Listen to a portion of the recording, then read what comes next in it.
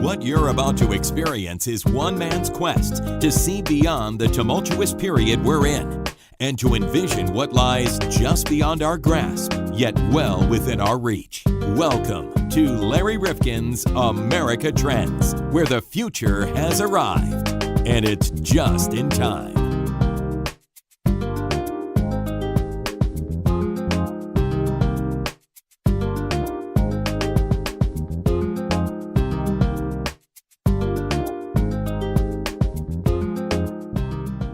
Welcome back to America Trends. Larry Rifkin and John Kropsic. And John, it's always a pleasure to speak with the incredible thinkers that we bring to America Trends.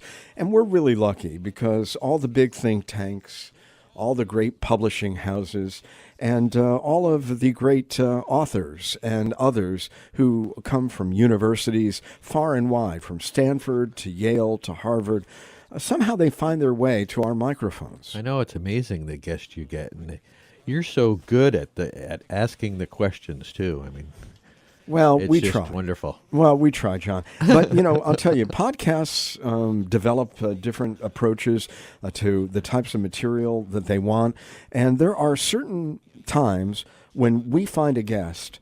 And I'm so anxious. I want to bring them to our audience. And I can't believe at times when they say yes. I really can't. Well, it's fun. It's the people you get is incredible. So, who are we talking about today? Well, we're talking about Tom Wheeler. And if you haven't heard his name, folks, let me just tell you. He was the former chairman of the Federal Communications Commission. But as somebody who's been in the business of broadcasting, as you and I have for many years, his name, if you read Broadcasting and Cable and all of these magazines, he was always there as a thought leader in our business. Well, always. It's kind of funny because I like this interview, but we always look at the FCC as kind of the bad guys. They're always out to get us. Yeah, the regulators. Yeah, and they always required different things that we didn't want to. They're changing provide. the rules, all the changes you have to make. Yeah, folks, you got to understand. We used to have to do these ascertainment surveys. So you'd have to write down every guest that you had on every show. And of course, why they were there. Right. And in the old days, you were required actually to have some balance. That's gone totally out the window with the fairness doctrine gone. But nonetheless, Tom Wheeler, if you're going to look to somebody who understands trends in communications, he's written this new book, From Gutenberg to Google, The History of Our Future. I love that title alone. That's great. It really is. So we're in the midst of an information age in terms of a total revolution. It's not the first one. It may not yet even be the most impactful one, but it's on its way to being the most revolutionary of all of these turns we've taken. Yeah, we're going to see how this all shakes out because with the demise of, like newspapers are going down and TV news is just wackadoodle. The only thing you got out there right now is the internet, and what do you believe on there? Well, he's talking about social media, of course. He's talking about the new digital technology, and it will be interesting to you, I think, to learn about the impact, obviously, of the printing press. You've heard it before, maybe back in grade school, but the way that he describes these various information revolutions and even brings in the steam engine and all kinds of things, it's a real learning experience today on America Trends, and our honor to present you with Tom Wheeler. With us on America Trends is Tom Wheeler, and the book is called From Gutenberg to Google, The History of Our Future. Now, that's a fascinating title, Tom, and gets people's attention. The History of Our Future. Tell us what in the title you were trying to say. Well, first of all, Larry, thank you. It's great to be with you and your audience. I think the key thing that I was trying to get across in From Gutenberg to Google is that we think that today's technology revolution and all the uncertainty and insecurity that it brings with it is unprecedented. But that's not so. We have seen technology-driven revolutions, particularly network technology-driven solutions, multiple times in our history. And the lessons from those eras help inform what we ought to be thinking about today. And you suggest that some of those other networks and those dramatic changes, and we certainly would ask you to identify the first two revolutions and explain the impact of them, perhaps might have been more profound for their times than even the digital revolution has been yet for our times. Yes, I think you're absolutely right, Larry. And the key word there is yet. You know, we tend to live a pretty self-centered life, and everything is all around us. And people say, "Wow, we've never seen anything like this before." Well, that's just not the case. At least a couple of times before in history, we have seen greater technology-driven revolutions. Let me give you a couple of specifics.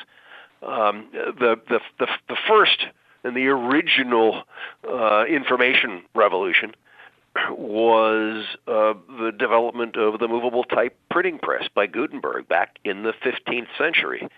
And we go, oh my goodness, the printing press. But stop and think. It was the printing press that enabled Luther to get his story out and caused the Reformation and decades of war. It was the printing press that enabled the Renaissance to grow out of an isolated experience in northern Italy and to the rest of Europe. Both of those developments, rooted in this one single technology, changed the face of the world, created an environment of incredible conflict and challenge, and we are all better for it today because of how it got dealt with. And so when we see the kind of changes that we're seeing today, the answer is not to run away from them or go back to some kind of halcyon good old days, but how do we step up and deal with them? The next great revolution that I talk about from Gutenberg to Google is the railroad and the telegraph. The railroad was the first high-speed network, and the telegraph was the first electronic network, and they hit as a double whammy, bam, bam, over the course of a few decades in the middle of the 19th century. And the railroad represented the end of distance and geography controlling the fate of mankind, and the telegraph disassembled information from the package that delivered it, setting up what we now know as the Internet. And again, the results of those new technologies were unbelievable. So we move from an agrarian economy to an industrial economy. Mm-hmm. And we all say, oh, well, that's good. The Industrial Revolution was a good thing. The Industrial Revolution was a damn hard thing to live through. It was, it not only ripped apart the economics of rural America, but also ripped apart families who were the core of it as the young people left the farms and followed the siren call to urban areas to work in the factories. And then you get into those urban areas, and what do you find? We have never before seen so many masses of people aggregated in a single spot. And as a result, you get outbreaks of cholera because the water supply isn't safe. You need to come up with water and sewage solutions. You have threats to public safety that require that you have to have a police force and a fire force. You've got to deal with the educational needs of the new industrial environment that are an awful lot different from the school marm and the one-room schoolhouse. You got to worry about health care. All of these kinds of challenges were created by the new networks of the telegraph and the railroad, and how people responded to those really set the stage for how we live today. And thank you for putting all of that together, because I don't think people really do in their own minds tie them together. And that's why you say in the book that history tells us it's the secondary effects of these networks that are transformational. Absolutely, Larry. It's kind of the first rule of technical revolution is that it's never the network itself that is transformational, but always what that network enables, the secondary effects. And that leads us to the kind of challenges that we face today, because I think the second reality that comes out of a network revolution is that absent oversight, both the network and those applications that use the network end up making the rules themselves so to advantage themselves over consumers, competition, the marketplace. And so there need to be rules that get put in place.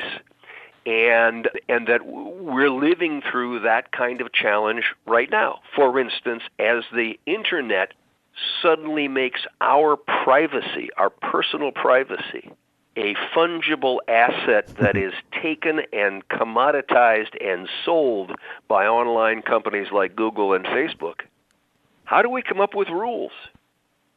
Well, we've had to come up with rules before. It's time we start coming up with rules about how we live with the new network. But how do we do it? I mean, in the past, and as difficult as the Industrial Revolution was, we knew what we were looking at. I mean, we were looking at products. We were looking at things that we could use in our home.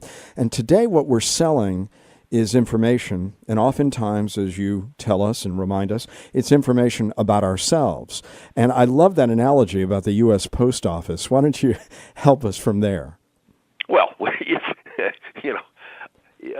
the U.S. Post Office knows everything that goes on in our house because of what they deliver. And imagine if all of a sudden they turned around and started selling that kind of information to advertisers or people who wanted to sway our political views or things like this. What we need to be putting in place are a set of rules that govern the practices of companies who are using our new network. And you start with privacy, and then you deal with marketplace competition, you deal with consumer protection, but everything goes back to the asset of the 21st century, which is data, which is information. And increasingly, it is information about each of us. And I think, frankly, that the concepts that we saw in the earlier revolutions apply now as well, if we would just open our eyes and see them. So, for instance, there is what's called the duty of care.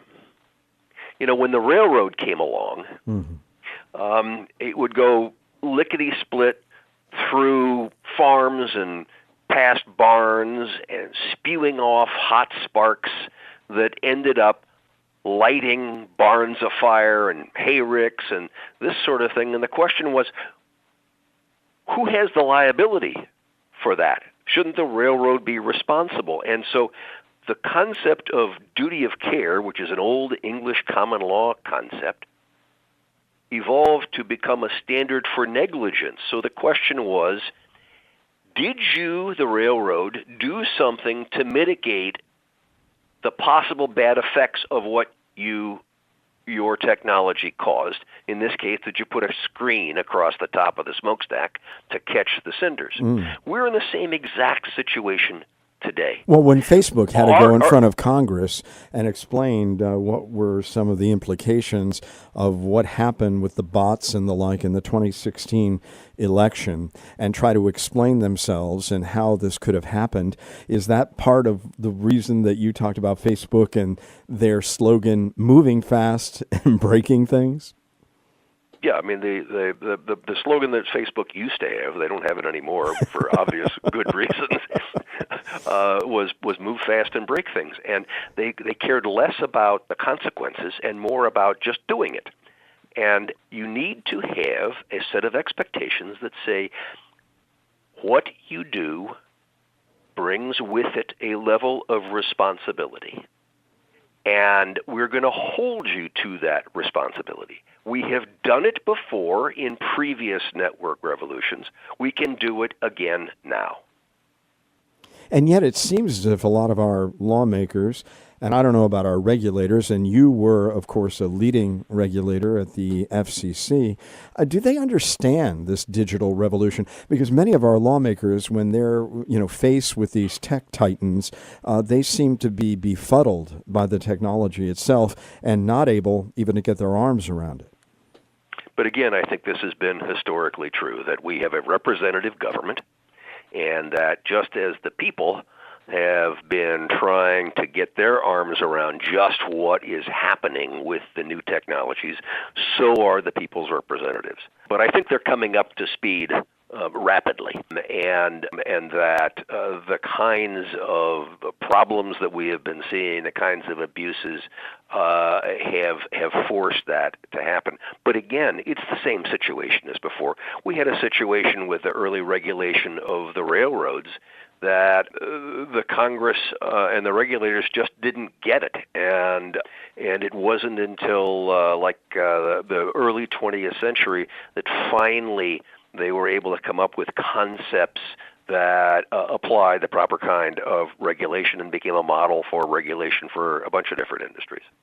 With us on the line is Tom Wheeler from Gutenberg to Google, The History of Our Future. Ken Burns, right on the cover, says, with each new book, Tom Wheeler cements his stature as one of the foremost explainers of technology and its effects throughout our history. And that is high praise indeed. Let me ask you, beyond the privacy issue, our society isn't reacting terribly well at this point to a lot of political and economic uncertainties. How are we reacting to the technology? Because studies suggest that we have become addicted to this technology. It has many ill effects. Some are equating it to smoking. Then, of course, you point out in your book, 52% of the companies in the Fortune 500 at the turn of the century don't exist anymore. Jobs are changing or going away. Artificial intelligence is on the horizon and will have tremendous, almost untold impacts. I mean, how are we going to react to all of this, and how are we at this moment in time as you see it?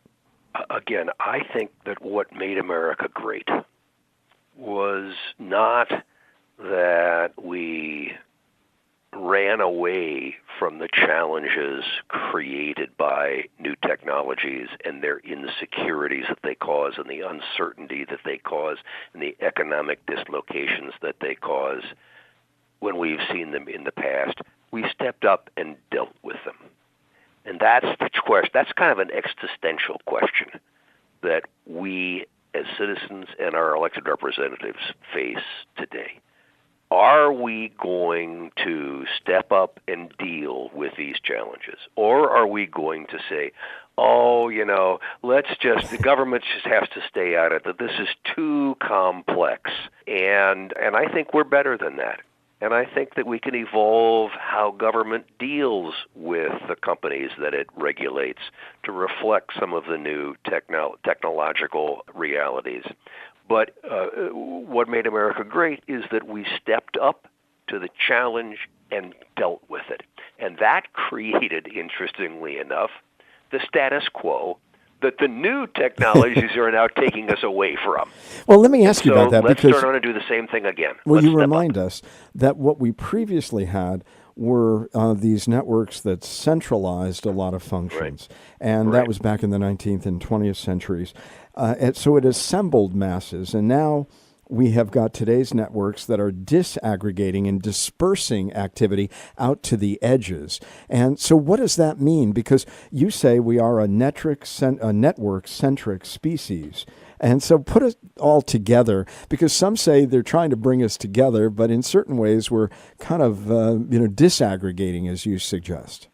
Well, the interesting thing is I've always felt that how we connect defines who we are, and I find it fascinating that the concept of community, the coming together of people with like minds and like interests, that used to be a unifying effect, has now, in a digital environment where you have networks collecting data that is then run through algorithms to create what they call communities, but are actually tribes within communities. And to disaggregate us so that we begin to look as a society like the networks, where the activity doesn't happen in central areas anymore, but it's forced out into smaller and smaller groups. And what we need to start thinking about is how are we going to rediscover how we create e pluribus unum, right? Out of many, one, rather than the other way around. My Latin's not good enough to tell you how it works the other way, but that's the challenge that we have today. You say in the book, what sets our time apart is how the networks that are triggering economic and social change are new in new ways. Help us with that. And that's the concept that you just talked about how networks used to be a centralizing force. Now, and they used to operate. So what happened was that networks would haul all of the traffic, I don't care whether it was boxcars or telephone calls, to a central point where they got switched to go on their way. And the new digital distributed network moves all of that routing activity out to the edge of the network, where it empowers individuals. This is why all of a sudden you and I can get on Facebook or Twitter and reach an audience bigger than the New York Times can reach. Well, this podcast is something new. Exactly we were on a terrestrial radio station before, and it was limited in scope until it went on the internet or until we developed our own programming and sent it out to the world. Exactly right, and that's this is the new distributed power that comes to the individual. And what we're having to learn to do is, how are we going to deal with that power? How are we going to deal with the fact that our information is no longer curated? And we used to empower centralized powers, whether they be radio stations or newspaper editors, to determine what we saw and heard and read, and what was important. Now what we have is a world where everybody is an editorial writer or a commentator, and the responsibility has therefore been delegated out to us to be the editors. And that right really, now we're living through a process where we have to develop our own techniques for how are we going to become our own curators of information, because the centralized curators are gone. It's fascinating because I was one of those gatekeepers. I was a public television programmer in the state of Connecticut for many years. And so we would determine what was going to be on our air. But I think it's a really fascinating example that you point to in your book about how even program decisions that are curated are made today by using these new networks of information. And I'd love for you to share that story about Amazon Prime, Bosch, and Michael Connolly's work. No, I really would. Well, so when I was chairman of the FCC, I was I was invited by the Writers Guild to come to Hollywood to meet with them about the impact of some of our decisions on Hollywood production, hiring of writers, and this sort of thing. And they said, well, we'll take you on so you can meet take you to the set of Transparent so you can meet the writers and everybody there. And I said, no. I want to go to the set of Bosch because I love Michael Connelly's books about Bosch, which are now been turned into a series on Amazon Prime. So I end up in the writer's room at Bosch, and I'm sitting there with Michael Connelly, the author, all of his writers, the showrunner, the guy from Amazon who's responsible for all their video product, and it was a really educational experience. And so I said to Michael Connelly, I said, so how did this happen? And he told me a story about how Bosch had been sold years ago to another studio in Hollywood where it never really got legs. It was in rework forever. And he finally got the rights back and said to his agent, let's go take it to Netflix and Amazon. And Amazon was the first, and he gets in, and the folks at Amazon say, we want to buy it. And he's kind of stunned that, not even a sales pitch here, And then they say, we know who buys your books. And your books are, and the people who buy your books are more likely to be subscribers to Amazon Prime, which you have to be in order to get the Prime Video. People who use Amazon Prime buy 3 to 4 times more product than people who are not Prime. And so Mike looks at me and he says, and so I sold Bosch so they could sell razor blades. Well, and it's a classic example of the power of data. And I hope you and your listeners go and tune in and watch Bosch because it's a great series. But you also remind us, and I don't think people, again, think about this enough, but if you are not paying for some online product and you think it's all free, then you are the product. It reminds me of that saying in Washington, if you're not at the table, you're on the menu. Yeah, exactly right. And and even as things have continued to evolve, when you're paying for the product, you're still ending up being the product.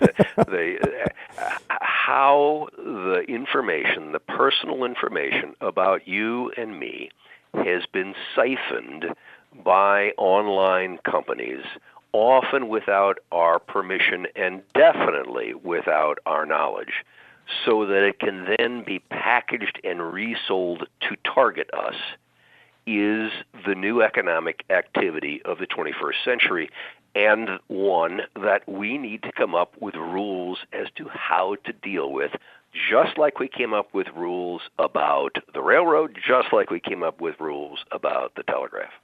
And you call it the human cloud, individual economic activity that is distributed just like the network that connects it. So we're all really being sold up in the cloud.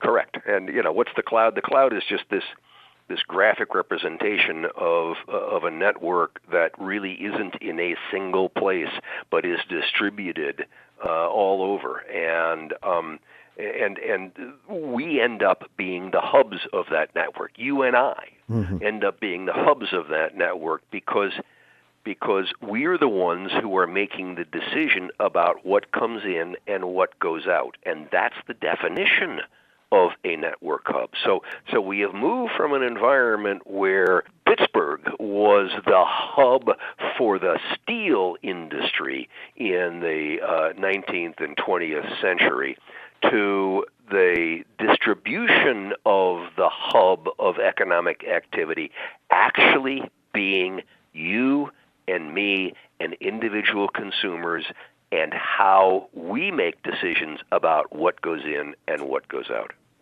You remind us that there are many implications for our daily lives in all of this. For example, freelance and contract work is now half the workforce, and that changes the relationship with employers. It changes the way we're paid and how we can then pay somebody that we owe money to.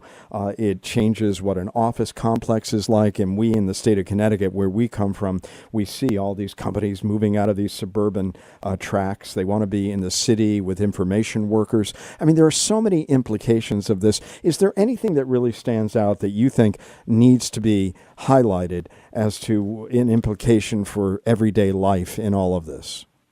Well, again, I think you go back to the concept that, we are a capitalistic society, and what is the asset that gets traded in that capitalism today?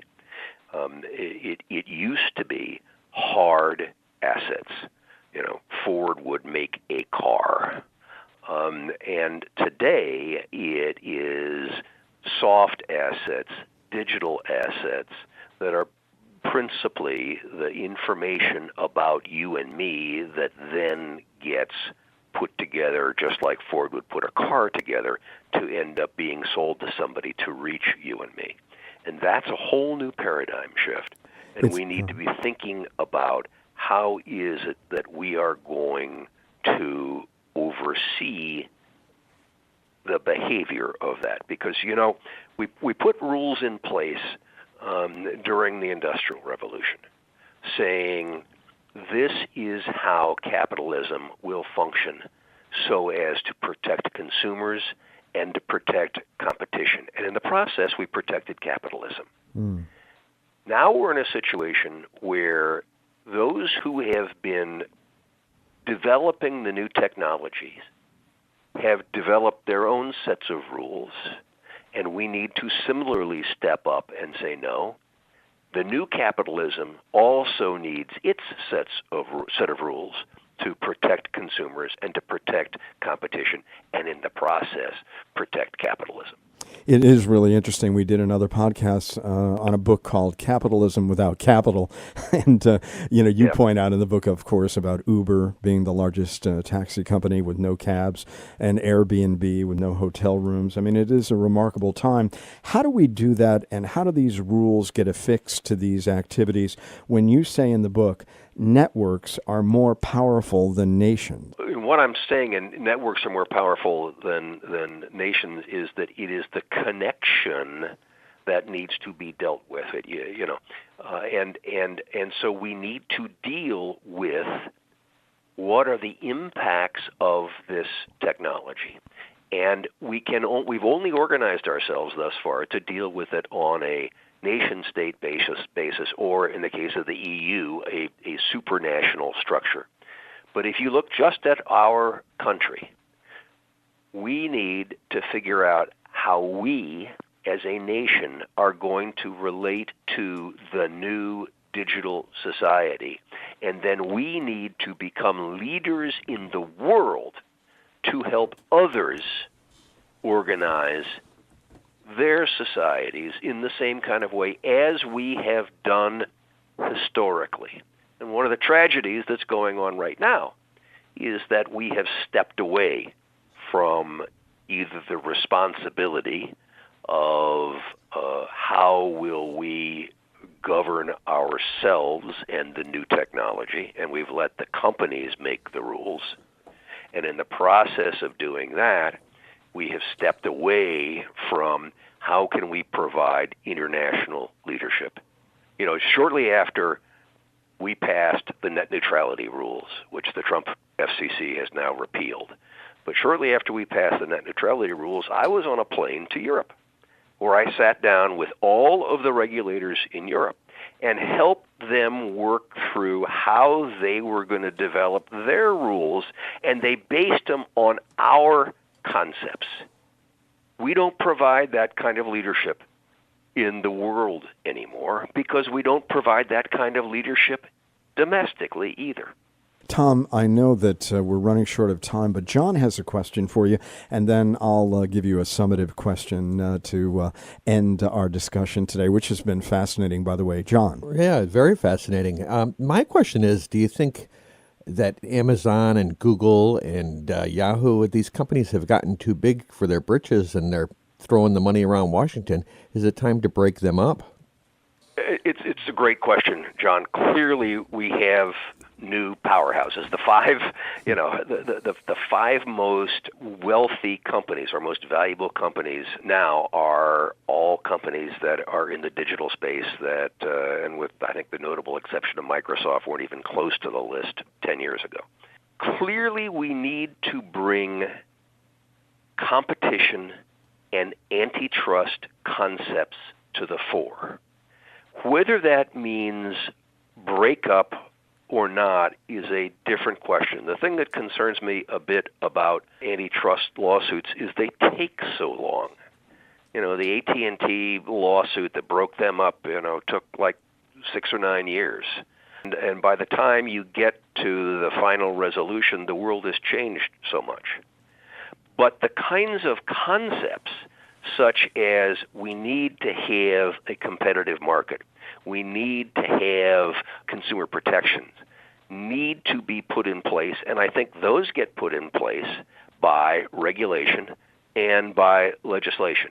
And so, yes, antitrust enforcement is very important, but we can't rely on it as the only vehicle. We need to be proactive with legislative solutions, and we need to be proactive with regulatory solutions. Unfortunately, the Trump administration and the Republican Congress does not believe that, and they choose to do nothing and let the companies make the rules. And that's harmful to both consumers and the economy, both in the short run and long run. I don't want to shortcut your book. I want people to read it. But Chapter 9, Connecting Forward, and you say we're on the threshold. This could be the most disruptive new network. What does that mean? What is it going to take for us to know that what we're going through is so convulsive that the first two revolutions that you talked about so eloquently earlier are going to be dwarfed by it? It is our tendency to think that we are today at the end state. We're not. We're on the cusp of things. The last 30 to 50 years have been spent evolving networks to get to the point today where I think there will be four big forces that define our future. First is the network itself will change again. The network will not just be about transporting something from A to B, but because there is so much intelligence in the network, and because the network is able to move data at such speeds, the network will become an orchestrating structure, not a transporting structure. Think about automated or autonomous cars, for instance. Autonomous cars are vehicles that are being governed by a network in real time that is taking all kinds of different information and in real time making a decision.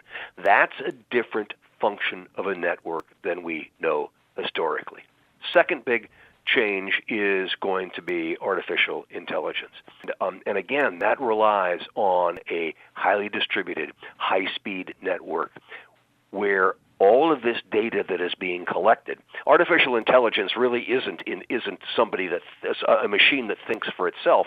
It's just a machine that does a dip into a lot of different databases, puts that data into an algorithm real fast to make a prediction as to what the probable response should be. And so we have those databases, we have the high-speed networks. That's what creates artificial intelligence.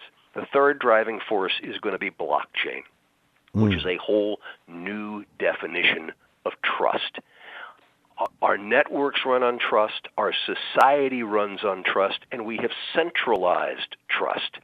We have centralized, for instance, you go to the restaurant, you pull out your credit card, you put it down, and you are trusting that the restaurant will allow you to pay with that, and the restaurant is trusting that they will get paid by Visa or MasterCard for you using that. What blockchain does is to remove that centralized trust function and to distribute it to multiple places where everybody in real time can know what everybody else has. So you don't have to rely on American Express to say, well, your card has been approved or disapproved. That the network tells you that. And then lastly, when you rely so much on the network, then the network obviously becomes the vehicle by which bad guys can take advantage of you. And so cybersecurity will become the fourth defining force in the next network revolution. And we are on the verge of those revolutions. And I think that when we get there, that we will be seeing the kind of impact that we saw previously with the printing press, with the telegraph, and with the railroad. Well, what can I say about this incredible seminar that you've conducted today as part of America Trends? We thank you so much, Tom Wheeler. From Gutenberg to Google, go out, get this book, The History of Our Future. Thanks so much for being with us. Thanks, Larry. Hey, Larry. Yeah, what's up, I John? got some exciting news for you. Well, let's hear it. We're part of the MHNR network. And where can we find that? That's MHNRnetwork.com. I'm going there right now. All right.